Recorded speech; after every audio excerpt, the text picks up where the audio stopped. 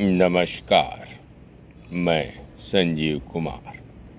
Shri Hari Mundakopanishad, Gita press Gorakhpur द्वारा प्रस्तुत। मुंडकोपनिषद को संक्षेप में प्रस्तुत करने का प्रयास कर रहा हूँ। मुंडकोपनिषद अथर्ववेद के मंत्र भाग के अंतर्गत है। शौनक नामक प्रसिद्ध महागृहस्थ ने अंगीरा के पास विधि पूर्वक जाकर पूछा, भगवान, किसके जान लिए जाने पर यह सब कुछ जान लिया जाता है? अर्थात किस एक के ही जान लेने पर मनुष्य सर्वज्ञ हो जाता है? अंगीरा ने कहा, विद्या दो प्रकार की है, परा और अपरा। ऋग्वेद, यजुर्वेद, सामवेद, अथर्ववेद, शिक्षा, कल्प, व्याकरण, निरुक्त, छंद और ज्योतिष, यह अपरा है। तथा जिससे उस अक्षर परमात्मा का ज्ञान होता है, वह परा है। परा विद्या प्रदर्शन, वह जो अदृश्य, अग्राह्य, अगोत्र, अवर्ण और चक्षु श्रोतादिहीन है। उसी प्रकार अपाणिपाद, नित्य, विभु, सर्वगत, अत्यंत सूक्ष्म और अव्यय है। तथा जो संपूर्ण भूतों का कारण है, उसे विवेकी लोग सब ओर देखते हैं। अक्षर जिस विद्या से जाना जाता है, वही पराविद्या है। अक्षर ब्रह्म का विश्व कारणत्व।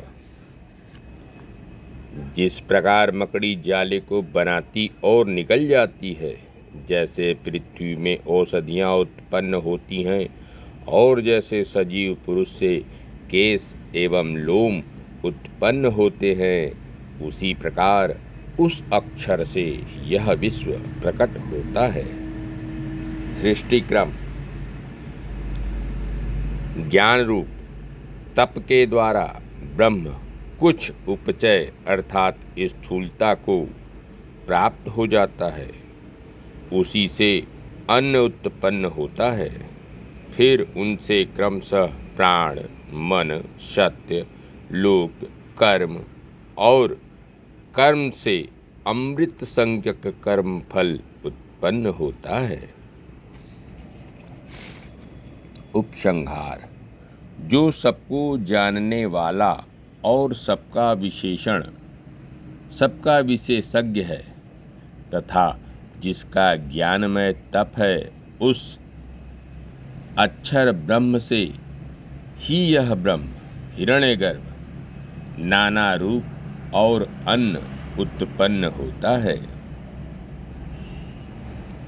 बुद्धिमान ऋषियों ने जिन कर्मों का मंत्रों में साक्षात्कार किया था, वही यह सत्य है।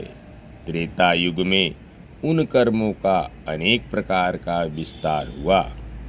सत्य अर्थात कर्म फल की कामना से युक्त होकर उनका नित्य आचरण करो। लोक में यही तुम्हारे लिए सुकृत कर्म फल की प्राप्ति का मार्ग है। जिस समय अग्नि के प्रदीप्त होने पर उसकी ज्वाला उठने लगे, उस समय दोनों आजव्य भागों के मध्य में प्रातः और सायंकाल आहुतियाँ डाले। विधिहीन कर्म का कुफल, जिसका अग्निहोत्र, दर्श, पौर्णमास, चातुर्मास और अग्रायण, इन कर्मों से रहित, अतिथि पूजन से वर्जित, यथा समय किए जाने वाले हवन और वैश्वदेव से रहित अथवा अविधि पूर्वक हवन किया होता है उसकी मानो 7 पीढ़ियों का वह नाश कर देता है। अग्नि की 7 जिह्वाएं काली, कराली, मनोजवा, सुलोहिता, सुधूम्रवर्णा, स्फुलिंगिनी और विश्वरुचि देवी, ये उस अग्नि की लपलपाती हुई 7 जिह्वाएं हैं। विधिवत अग्निहोत्रादि से स्वर्ग प्राप्ति। जो पुरुष इन दे दीप्यमान अग्नि शिखाओं में यथा समय आहुतियाँ देता हुआ आचरण करता है उसे ये सूर्य की किरणें होकर वहाँ ले जाती हैं जहाँ देवताओं का एकमात्र स्वामी रहता है। ये दीप्तिमती आहुतियाँ आओ आओ, यह तुम्हारे सुकृत से प्राप्त हुआ पवित्र ब्रह्मलोक है। ऐसी प्रियवाणी कहकर यजमान का अर्चन सत्कार करती हुई उसे ले जाती हैं। ज्ञान रहित कर्म की निंदा। जिनमें अवर निकृष्ट कर्म आश्रित कहा गया है वे ये 18 यज्ञ रूप अस्थिर एवं नाशवान बतलाए गए हैं। जो मूढ़ यही श्रेय है, इस प्रकार इनका अभिनंदन करते हैं वे फिर भी जरा मरण को प्राप्त होते रहते हैं। अविद्याग्रस्त कर्मठों की दुर्दशा। अविद्या के मध्य में रहने वाले और अपने को बड़ा बुद्धिमान तथा पंडित मानने वाले वे मूढ़ पुरुष अंधे से ले जाए जाते हुए अंधे के समान पीड़ित होते सब ओर भटकते रहते हैं।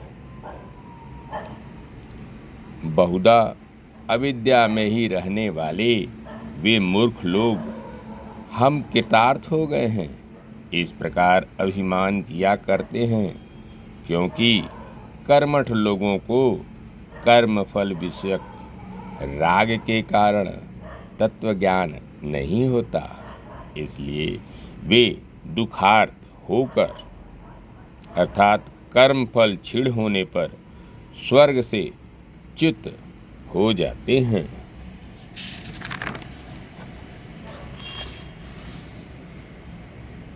इष्ट और पूर्त कर्मों को ही सर्वोत्तम मानने वाले वे महामूढ़ किसी अन्य वस्तु को श्रेयस्कर नहीं समझते। वे स्वर्गलोक के उच्च स्थान में अपने कर्म फलों का अनुभव कर इस मनुष्यलोक अथवा इससे भी निकृष्ट लोक में प्रवेश करते हैं।